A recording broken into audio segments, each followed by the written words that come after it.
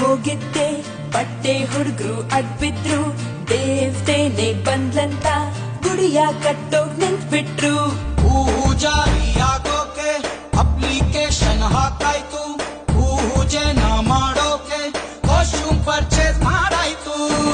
ಹುಡುಗರೇ ಮಾಡಲು ಕೆಲಸ ಇಲ್ವಾ, ಸಿಕ್ಕದ ತಾರೆಗೆ ಕೈ ಚಾಚು ತಪ್ಪೇ